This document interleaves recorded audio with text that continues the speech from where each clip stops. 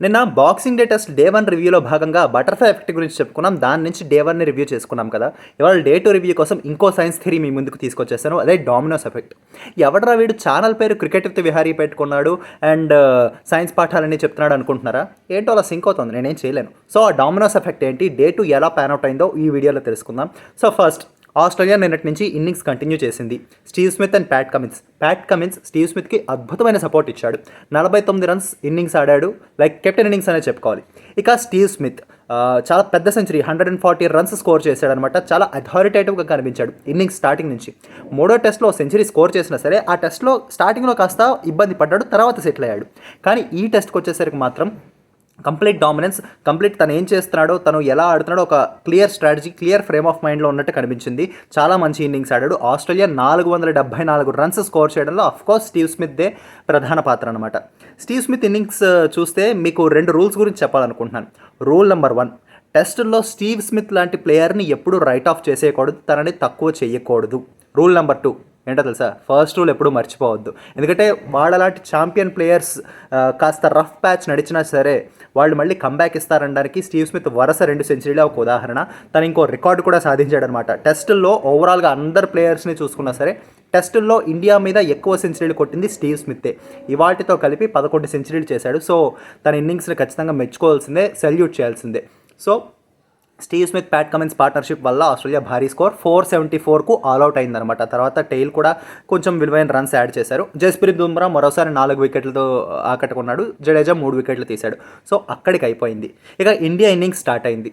మ్యాచ్కు ముందు నుంచి అందరికీ యూనో ప్రచారంలో ఉన్నదే నిజమైంది. కెప్టెన్ రోహిత్ శర్మ మళ్ళీ తన పాత ఓపెనింగ్ స్లాట్కి వచ్చేసాడు. సో చాలా ప్రెషర్ ఉంది తన మీద. భారీ స్కోర్ ఉంది. సిరీస్ 1-1తో లెవెల్ అయింది. ఈ మ్యాచ్ ఖచ్చితంగా గెలిచి తీరాలి. అండ్ తను పెద్ద ఫామ్లో లేడు. ఇలా ఎన్నో రకాల ప్రెషర్ రోహిత్ శర్మ మీద ఉంది. అది తన బ్యాటింగ్లో కూడా కనిపించిందేమో అని నాకు అనిపించింది సాడ్లీ. ఎందుకంటే సెకండ్ ఓవర్లోనే అవుట్ అయిపోయాడు. అది కూడా ఎలాంటి బాల్ అంటే ఒక short of length ball. Generally ఆ లెంత్ బాల్స్ రోహిత్ శర్మ చాలా బాగా ఆడతాడు ఇన్నింగ్స్ ఎలాంటి సిచ్యువేషన్లో ఉన్నా సరే. కానీ ఇవాళ ఆడిన షాట్ ఏదైతే ఉందో అది ఒక హాఫ్ హార్టెడ్ షాట్ అని చెప్పాలి. మేబీ హాఫ్ హార్టెడ్ కూడా కాదు. హాఫ్ హార్టెడ్ అంటే 50% ఆడాలా వద్దా అన్నట్టు ఉంటుంది. బట్ ఇది ఒక క్వార్టర్ హార్టెడ్ షాట్ అని చెప్పుకోలేమో. లైక్ 75% ఆడకూడదు, 25% ఆడాలి అన్న మైండ్తో ఎటు కాకుండా ఆడాడు. షార్ట్ మిడ్ వికెట్లో ఈజీ క్యాచ్ చేశాడు. సో చాలా చీప్గా సెకండ్ ఓవర్లోనే అవుట్ అయిపోయాడు. తర్వాత the best batter in this series KL Rahul, Jaiswal కలిసి ఒక మంచి పార్ట్నర్షిప్ అయితే నెలకొల్పారు. లైక్ 40+ పార్ట్నర్షిప్ వచ్చింది. కానీ టీ బ్రేక్ ముందు లాస్ట్ బాల్కి ఆస్ట్రేలియన్ కెప్టెన్ ప్యాట్ కమిన్స్ వేసిన ఒక అద్భుతమైన ball, like dream delivery, brute of a test delivery అని చెప్పుకోవాలి. ఆఫ్ స్టంప్ టాప్ని జస్ట్ అలాగా కిస్ చేస్తూ వెళ్ళిపోయింది. బెయిల్స్ పడ్డాయి. కేఎల్ రాహుల్ బౌల్డ్ అయిపోయాడు. ఇలాంటి ఓ బెస్ట్ బ్యాటర్ని అవుట్ చేయాలంటే ఈ సిరీస్లో అలాంటి బెస్ట్ బాల్ కావాల్సిందే. కమిన్స్ను ఖచ్చితంగా మెచ్చుకోవాల్సిందే. టీ బ్రేక్ తర్వాత జైస్వాల్ కోహ్లీ జోడీ పని స్టార్ట్ చేసింది. కోహ్లీ మీద కూడా చాలా ప్రెషర్ ఉంది. ముందు రోహిత్ శర్మ మీద ఎంత ప్రెషర్ ఉందో కోహ్లీ మీద కూడా అంతే. ఫామ్లో లేడు, ఆఫ్ స్టంప్ బయట బాల్స్కి ఎక్కువ అవుట్ అవుతున్నాడని. కానీ ఇవాళ చెప్పాలి, కింగ్ అంటే కింగ్ అని ఒకసారి నిరూపిస్తున్నాడేమో అనిపించింది. ఎందుకంటే ఇన్నింగ్స్ మొత్తం కూడా ఎంత కంట్రోల్, ఎంత పాజిటివ్ మైండ్ సెట్తో కనిపించాడంటే ఆఫ్ స్టంప్ బయట ఒక్క బాల్ను కూడా అసలు టచ్ చేయలేదు. చాలా ఆఫ్ స్టంప్ బయట బాల్స్ వదిలేయడంలో చాలా బాగా జడ్జ్మెంట్ చూపించాడు అనమాట. చాలా మంచి ఇన్నింగ్స్ ఆడుతున్నాడు. కోహ్లీ బాగా సెట్ అయ్యాడు. అసలు ఫాల్స్ షాట్స్ అనేది లేదు. కంట్రోల్ పర్సెంటేజ్ బాగుంది. అవతలంట్లో జైస్వాల్ పాజిటివ్ క్రికెట్ ఆడుతున్నాడు. 100+ పార్ట్నర్షిప్ దాటేసింది జైస్వాల్ కోహ్లీ దగ్గర. ఇన్నింగ్స్ మొదట్లో ఈ వీడియో మొదట్లో డామినోస్ ఎఫెక్ట్ అని చెప్పుకున్నాం కదా, అది ఇక్కడే స్టార్ట్ అయింది. ఒక మిస్కమ్యూనికేషన్ వల్ల, ఒక లేని సింగిల్ కోసం ట్రై చేయడం వల్ల జైస్వాల్ రన్అట్ అయిపోయాడు. 82 రన్స్ దగ్గర ఒక సెంచరీ మిస్ చేసుకున్నాడు. అంత బాగా ఆడాడు. ఖచ్చితంగా సెంచరీ సాధించాల్సిన సిచ్యువేషన్ అది. లైక్ తన పేరునుంది సెంచరీ, అది అక్కడ తీసుకోలేకపోయాడు అనమాట. ఆ రన్అట్ వల్ల ఏమైందంటే డామినోస్ ఎఫెక్ట్. మీకు డామినోస్ ఎఫెక్ట్ అని ఎన్నిసార్లు చెప్తున్నాను కదా, అది ఏంటంటే ఏం లేదు. తెలుగులో చెప్పాలంటే సైకిల్ స్టాండ్లో ఒక సైకిల్ పడితే వరుస అన్నీ పడిపోతాయి కదా, అదే డామినోస్ ఎఫెక్ట్ సింపుల్గా చెప్పాలంటే. సో ఆ ఈవెంట్ ఇంకా చాలా ఈవెంట్స్ని ట్రిగర్ చేసింది. కోహ్లీ అవతలంట్లో నించుండిపోయాడు. జైస్వాల్ రన్ కోసం వచ్చేసాడు, రన్అట్ అయిపోయాడు.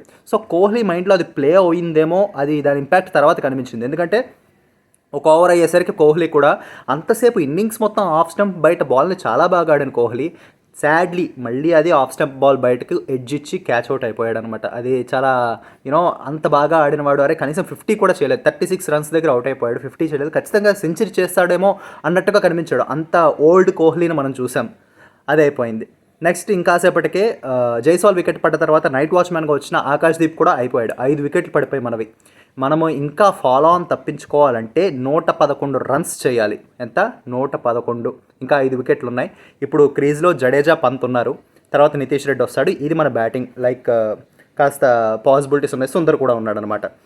వీళ్ళ మీద డిపెండ్ అయి ఉంటుంది. అందరూ ఆల్రౌండర్స్ అండ్ ఒక వికెట్ కీపర్ ఉన్నాడు. ఈ వీడియో టెస్ట్ మ్యాచ్కి ముందు చెప్పుకున్నాము. మిడిల్ ఆర్డర్లో ఆల్రౌండర్స్ మీద ఎక్కువ రెస్పాన్సిబిలిటీ ఉండబోతోంది.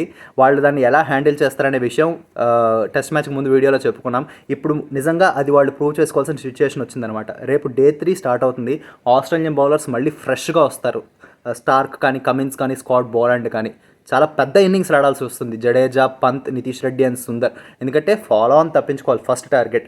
తర్వాత మొత్తం 474ని వీలైనంత దగ్గరగా రావాలి. ఎక్కువ లీడ్ ఆస్ట్రేలియాకి ఇవ్వకూడదు. ఇన్ని ఛాలెంజెస్ మన ముందు ఉన్నాయి. Day 3 జనరల్లీ మూవింగ్ డే అంటారు టెస్ట్ క్రికెట్లో, అంటే చాలా యాక్షన్ జరిగే డే అని. సో రేపు చాలా యాక్షన్ జరగబోతోంది. ఆ యాక్షన్ మనకు పాజిటివ్గా ఉంటుందా లేదా నెగిటివ్గా ఉంటుందో వెయిట్ చేసి చూడాల్సిందే.